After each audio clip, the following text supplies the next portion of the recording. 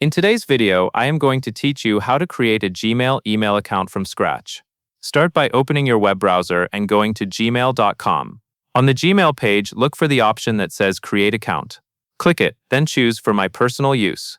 This makes sure you are setting up a standard Gmail account for everyday email rather than one tied to a business or organization.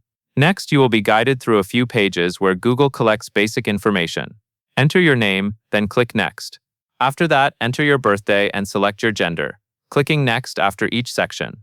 Take your time and make sure everything is accurate because details like your birthday can be used later for account recovery and verification. Once your basic profile information is set, Gmail will ask you to choose an email address. You can pick one of the suggested options if you see something you like, or you can type your own custom address.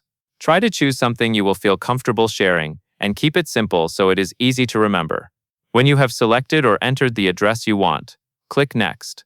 Now it is time to create your password. Choose a password that is strong and unique, with a good mix of letters, numbers, and symbols. Avoid using common words or personal details that others could guess. Enter the password as requested, then click Next to continue. If your device offers to save the password, only do that on a private device you control. After that, you will be asked to add a phone number or a recovery email. This is optional, and you can also choose to skip it. Adding recovery options is helpful because it makes it much easier to regain access if you ever forget your password or if Google needs to confirm it is really you signing in.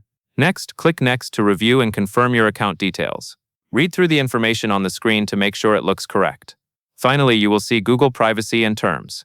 Scroll all the way to the bottom, then click I agree to finish creating your account.